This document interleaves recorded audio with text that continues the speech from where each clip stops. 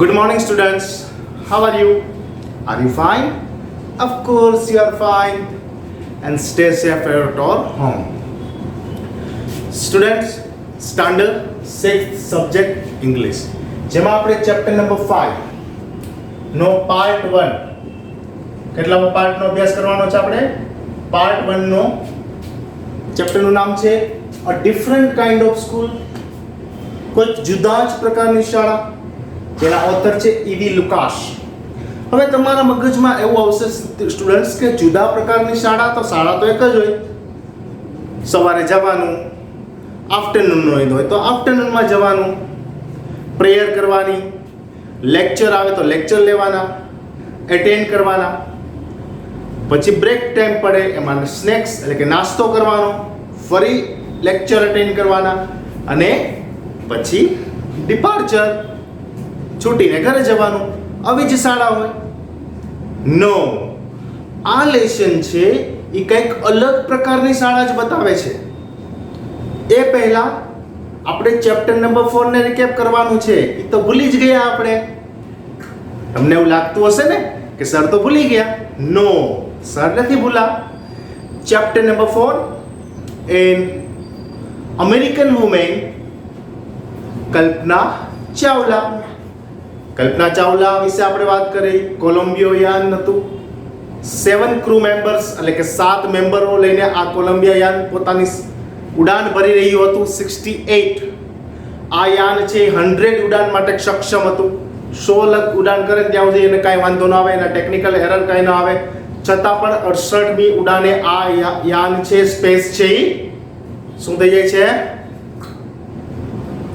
Destroy થઈ જાય છે, નાશ પામે છે. અને ઓલ ઓફ ધેમ સાતે 7 જે સભ્યો હતા ડેથ મૃત્યુ પામે છે. કલ્પના ચાવલા જે કરનાલ હરિયાણામાં આવેલું છે ત્યાં એનો બોર્ન થયેલો હોય છે, જેના મેરેજ જીન પેમ હેરિસન સાથે થયા હોય છે. અમેરિકાનું નાગરિકત્વ મેળવે છે. 1994માં નાસા સાથે તે જોડાય છે. એના જે નાનકડું ગામ છે એમાં ટેલિવિઝનની સામે લોકો બેસી જાય છે જ્યારે આ ઘટના વિશે સાંભળે છે. કદાચ એવા સમાચાર આવે કે કોક એમાંથી બચી ગયું છે, એમાં ઈ બચવામાં કલ્પના ચાવલા પણ હોય. પરંતુ મિત્રો એવું થતું નથી. કલ્પના ચાવલા મૃત્યુ પામે છે. આ એક ટ્રેજેડી, એક કરુણદાંતિકા બની ગઈ હોય છે કોલંબિયા યાન સાથે. અને આપણે એક એસ્ટ્રોનટ ગુમાવી ચૂક્યા હોય છે. આ વાત હતી આપણી ચેપ્ટર નંબર 4 ની. હવે આજે જે આપણે ચર્ચા કરવાના છીએ chapter number 5 a different kind of school, જેને આપણે પીપીટી ના માધ્યમથી પહેલા ફર્સ્ટ પાર્ટ છે એટલે જોશું.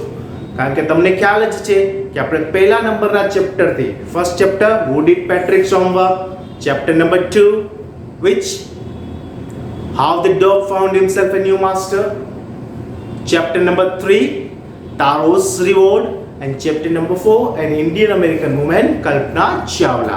આ ચારની શરૂઆત આપણે પીપીટી થી કરી. શા માટે પીપીટી થી કરી? કે તમને આ લેસનનો જે હાર્ડ મોરલ રહેલો છે તે સમજાઈ જાય. આપણે ઇન્ટ્રોડક્શન ઓફ ન્યુ વર્ડ્સ અને સ્ટોરી સમરી આ પીપીટી ના માધ્યમથી જોવાના છીએ. અ ડિફરન્ટ કાઇન્ડ ઓફ સ્કૂલમાં એવું કહેવા માંગે છે ઈવી લુકાસ નામના જે ઓથર છે એ કે અહીંયા એવી એક્ટિવિટી થાય છે કે આપણે શાળામાં રોજિંદુ જીવન કઈ રીતે જીવાય એની આપણે શાળામાં કોઈ શિક્ષણ જ નથી હોતું. પણ આ શાળામાં એવું શિક્ષણ છે. અહીંયા blind day, deaf day, dumb day, injured day આવા ડે ઉજવવામાં આવે છે. આપણે શું કરીએ છીએ? અહીંયા ફ્રેન્ડશિપ ડે ઉજવીએ છીએ, રોઝ ડે ઉજવીએ છીએ, આવા ડે ઉજવીએ છીએ, ચોકલેટ ડે ઉજવીએ છીએ. પણ અહીંયા કંઈક અલગ પ્રકારના ડે. બ્લાઇન્ડ ડે એટલે રાત્રે જ વિદ્યાર્થીના આંખોમાં પાટી બાંધવા દેવામાં આવે છે અને એને અંધ તરીકે જ બીજા દિવસે ઉઠવું પડે છે. અને અંધ લોકો કેવું ફીલ કરે છે, અંધ લોકોની દુનિયા કેવી હોય છે એ એને ફીલ કરાવવામાં આવે છે. પછી લેમ ડે, લેમ એટલે અપંગ, જેને પગ ન હોય. ડમ ડે, મૂંગો કેવો હોય. ડીફ ડે, જે સાંભળી નથી શકતો એવો બાળક, એવા પર્સનની વ્યથા શું હોય એના વિશે પણ આ લેસનમાં વાત થઈ છે. તો વિદ્યાર્થી મિત્રો, પીપીટીના માધ્યમથી આપણે આ સ્ટોરીને આગળ વધારીએ અને ન્યૂ વર્ડ્સને આપણે સમજવાનો પ્રયાસ કરીએ. તો ચાલો પીપીટી જોઈએ. Okay student, standard 6th title જોતાં જ તમને લાગ્યું હશે કે કંઈક અલગ પ્રકારની શાળાની વાત કરવામાં આવશે. શાળા તો એક સરખી જ હોય, એમાં મોર્નિંગમાં જવાનું હોય, આફ્ટરનૂનમાં હોય તો આફ્ટરનૂનમાં જવાનું હોય, 5 to 6 અવર્સ સ્ટડી કરવાનું હોય, 1 અવર્સના લેક્ચર્સ હોય, ટીચર્સ હોય, બ્રેક ટાઈમ હોય, નાસ્તો કરીએ, છૂટી જાય, હોમવર્ક આવે, એક્ઝામ આવે, આવી સ્કૂલ હોય. તો અહીં જુદા પ્રકારની શાળા એટલે કઈ શાળાની વાત કરવામાં આવી છે? તો આપણે આ પીપીટીના માધ્યમથી introduction of new words and story summary એટલે કે આ ચેપ્ટરમાં આવતા ન્યૂ વર્ડ્સ અને એની સ્ટોરીની માહિતી મેળવીશું, સમરી મેળવીશું. અ different kind of school will take us through a unique school. What is the meaning of unique? Unique means અજોડ. કેની સ્કૂલ છે આ? તો કે miss beam. The story begins with the writer getting curious about Miss Beam's school. એટલે કે સ્ટોરીની શરૂઆત ક્યારે થાય છે? તો કે રાઇટર છે ને એ ક્યુરિયસ અને બહુ આતુરતા થાય છે. શું કીધું? કે આ ડિફરન્ટ કાઇન્ડ ઓફ સ્કૂલ એટલે કે કોઈ અલગ પ્રકારની શાળા જ છે આ જોવાની એને ક્યુરિયોસિટી, આતુરતા જન્મે છે. કોને? રાઇટરને. He decided to visit the school himself. અને પછી રાઇટર છે એટલે કે આ સ્ટોરીના જે ઓથર છે, લેખક છે, વી લુકાસ, આ શાળાની મુલાકાત લેવાનું વિચારે છે. Upon entering the school he notice a girl with bandage covered eyes being led by a little boy.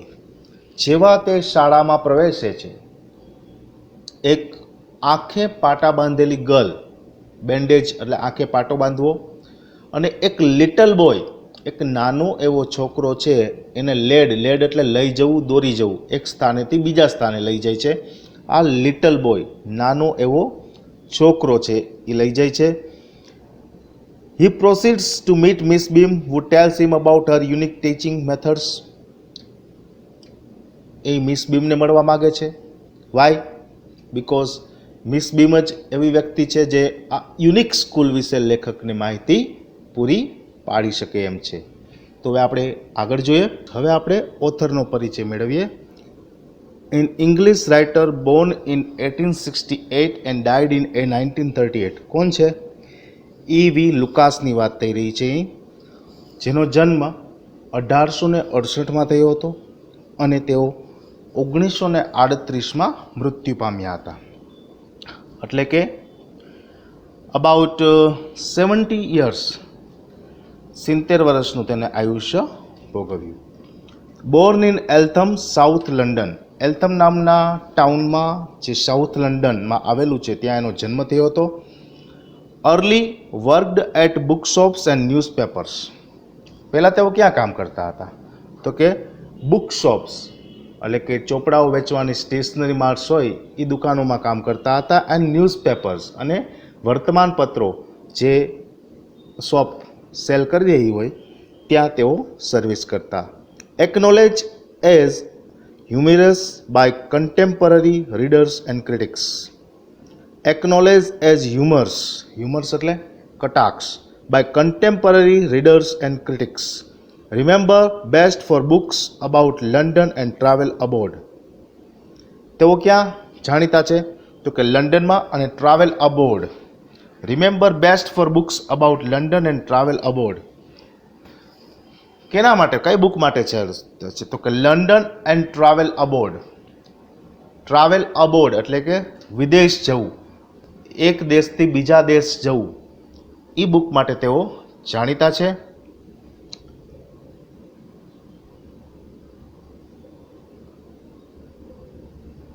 Okay, different kinds of game. હવે જે આ ડિફરન્ટ કાઇન્ડ ઓફ સ્કૂલ હતી એમાં જે ઓથર હતા એ મિસ બીમને મળવા માગે છે અને મિસ બીમ પાસેથી આ સ્કૂલ કઈ રીતે અલગ પડે છે, યુનિક રહે છે બધાથી, એ વિશે જાણવા માગતા હતા. તો આ શાળામાં એવી કઈ કઈ એક્ટિવિટી થાય છે જે ડિફરન્ટ બનાવે છે આ સ્કૂલને બીજી સ્કૂલથી, યુનિક બનાવે છે આ શાળાને બીજી શાળાઓથી? તો એ જોઈએ આપણે. તો કે ડિફરન્ટ કાઇન્ડ્સ ઓફ ગેમ, એટલે કે આ શાળામાં અલગ અલગ પ્રકારની ઘણી બધો ગેમો રમાડવામાં આવે છે. ફોર એક્ઝામ્પલ, બ્લાઇન્ડ ડે એટલે કે અંધ દિવસ, લેમ ડે. લેમ ડે કોને કહેવાય મિત્રો? જે અપંગ હોય, જેને પગ ન હોય અથવા પગમાં કોઈ ખામી હોય તેને લેમ ડે તરીકે ઉજવાય છે. ડમ્બ ડે, ડીફ ડે, મૂંગા બહેરા દિવસ, એન્ડ ઇન્જર્ડ ડે એટલે કોઈ પણ જાતની ઈજા થઈ હોય, હાથમાં ફ્રેક્ચર આવ્યું હોય, પગમાં ફ્રેક્ચર આવ્યું હોય, માથામાં ફૂટ થઈ હોય, આવું ઇન્જર્ડ ડે કઈ રીતે ઉજવી શકાય?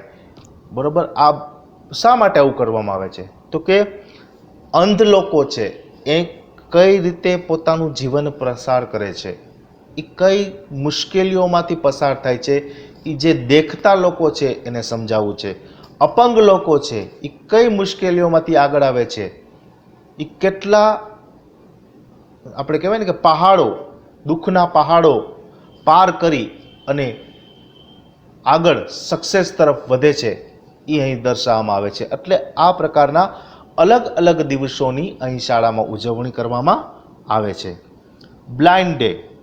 During the blind day, students eyes are bandaged absolutely and they are instructed not to peep. Peep એટલે ડોક્યું કરવું હોય ને. તો કે ડ્યુરિંગ ધ બ્લાઇન્ડ ડે એટલે કે અંધ દિવસના દિવસે students eyes are banded absolutely એટલે કે એને ફિટોફિટ એની આંખોને બાંધી દેવામાં આવે છે પટ્ટી દ્વારા, અને તેઓને ઇન્સ્ટ્રક્શન એટલે કે સૂચના આપવામાં આવે છે કે ચોરી છુપેથી પણ જોવાનું નથી. The bandage is put on overnight so they wake blind. This means that they need help with everything. રાત્રે સૂતા પહેલાં જ એને બેન્ડેજ બાંધી દેવામાં આવે છે, એટલે જેવો મોર્નિંગમાં બીજે દિવસે તે વેકઅપ એટલે કે ઉઠે છે એટલે કે એને દરેક વસ્તુ માટે હવે બીજાનો સહારો લેવો પડશે ને. બેડમાંથી ઊભું થવું પડશે, રોજિંદી ક્રિયાઓ પતાવવા માટે કોકનો સહારો લેવો પડશે. બ્રશ ક્યાં છે, કોલગેટ ક્યાં છે, પછી બાથ કરવા માટે પાણી, ટુવાલ, પોતાના કપડાં. બરાબર. નેક્સ્ટ જોઈએ, લેમ. Unable to walk. In a lame day, students hop with a leg tied up. શું કરવામાં આવે છે લેમ ડે ના દિવસે? અનએબલ ટુ વોક. લેમ એટલે અનએબલ ટુ વોક એટલે કે ચાલી શકે નહીં એવું. લેમ ડે ના દિવસે student hop with a leg tied up. Lame day ના દિવસે શું કરવામાં આવે છે? તો કે સ્ટુડન્ટ્સ વિદ્યાર્થીઓના પગને દોરી વડે બાંધી દેવામાં આવે છે, અને પછી શું કરે છે વિદ્યાર્થી મિત્રો? તો હોપ, કૂદકા મારીને ચાલવાનો પ્રયાસ કરે છે. ઓકે. નેક્સ્ટ જોઈએ, ડમ. Enable two speak. બોલી ન શકવું. In this game children's mouth are bandage. આ દિવસે બાળકોના માઉથને પટ્ટી લગાડવામાં આવે છે. બ્લાઇન્ડ ડેના દિવસે શું કરવામાં આવ્યું હતું? આંખો ઉપર પટ્ટી. લેમ ડેના દિવસે પગને બાંધવામાં આવ્યા હતા. અને હવે ડમ એટલે કે મૂંગા દિવસને ઉજવવા માટે શું કરવામાં આવે છે? તો કે બાળકોના મોઢા ઉપર બેન્ડેજ પટ્ટી મારી દેવામાં આવે છે. They have not to speak even a single word. તેઓને એક પણ શબ્દ બોલવાની છૂટ આપવામાં આવતી નથી. Which day? Dumb day. Blind day, children's eyes with tight up with bandage. Lame day, children's legs tied up with rope. And dumb day, children's mouth tied up with bandaged. Okay. ચાલો next જોઈએ, deaf. Lacking of the sense of hearing. શેની ઉણપ? Lacking એટલે ઉણપ. શેની ઉણપ હોય? Sense of hearing, સાંભળવાની ઉણપ હોય. In this game children's ears are stuffed with cotton so that they can not listen to their friends conversation. શું હોય છે આ દિવસે? ચિલ્ડ્રન્સ ઇયર્સ એટલે કે બાળકોના કાનને કોટન એટલે કે રૂ વડે ઢાંકી દેવામાં આવે છે, એટલે કે કાનમાં રૂ ભરાવી દેવામાં આવે છે, જેથી તેઓ પોતાના મિત્રના કન્વર્ઝેશન એટલે વાતચીત, પોતાના મિત્રો જે વાતચીત કરી રહ્યા છે એને સાંભળી ન શકે. Which day? deaf day એટલે કે બહેરા દિવસને દિવસે. They are bounded to understand through the gesture by anyone. Gesture, sign. તેઓએ શું કરવાનું હોય છે? સાઇન લેંગ્વેજમાં જ એકબીજાને મેસેજ પાસ કરવાનો હોય છે. Thus they realize the problem of the deaf person. આ રીતે તેઓ રિયલાઇઝ કરશે કે બહેરા લોકોને કઈ કઈ સમસ્યાઓનો સામનો કરવો પડે છે. ઇન્જર્ડ. હવે લાસ્ટ ડે આવે છે injured means harmed. On this day the children play a role of an injured person. શું કરશે આ દિવસે? બાળકો ઈજા પામેલા વ્યક્તિનો રોલ ભજવશે. તે cry for help because of pain. Cry એટલે બૂમો પાડશે, હેલ્પ એટલે મદદ માટે. શું કામે? કે પેઇન એટલે દર્દ થતું હોય, આપણે પડી જાય એટલે આપણે શું કરીએ? મમ્મીને પપ્પાને મોટા ભાઈ બહેનને બૂમ પાડીએ ને આપણે, અરે મમ્મી વાગી ગયું, બહુ લોહી નીકળ્યા, જરીક જલ્દી જોતો ખરી. તો આ જ રીતે બાળકો પણ છે એ ક્રાય ફોર હેલ્પ એટલે કે મદદ માટે બૂમો પાડશે. This they feel how to help an injured person. જેથી તેઓ અનુભવી શકે. શું અનુભવી શકે? How to help injured person, કે કઈ રીતે આપણે ઇન્જર્ડ એટલે કે ઈજા પામેલા વ્યક્તિની મદદ કરી શકીએ. થોટફુલ ચાઇલ્ડ, વિચારશીલ અથવા વિચારમગ્ન બાળક. What is the meaning of thoughtful child? It's means વિચારશીલ બાળક. શોઈંગ કેરફુલ થિંકિંગ, કાળજી, એકબીજાની કાળજી રાખવાની વિચારતો હોય ને એવો બાળક. બાળક હંમેશા પોતાનાથી મોટા એટલે કે એલ્ડરની હંમેશા રિસ્પેક્ટ કરતો હોય છે. શું કરતો હોય છે? ને માન અને સન્માન આપતો હોય છે. Harsh is a thoughtful child. Example જુઓ તમે તો કે હર્ષ છે એ વિચારશીલ બાળક છે. વિચારશીલ બાળક એટલે કે ભવિષ્યનો વિચાર કરીને આગળ વધે છે તે. Overlooked, have a view from above. Overlooked view from અબોવથી પણ તમે કહી શકો, બારીની બહાર જોવાનું પણ તમે કહી શકો, કે કોઈ ટેરેસ ઉપર તમે ચડી જાઓ અને નીચેની જે શેરી આપણી સ્ટ્રીટ પસાર થઈ રહ્યો છે એનો લુક કેવો આવી રહ્યો હોય છે. અથવા કોઈ 30-35 માળની ઇમારત ઉપર જઈ જાઓ અને એના ઉપરથી એ શહેરનો લુક કેવો આવતો હોય છે એના વિશે વાત થઈ છે. He overlook the garden of the flowers.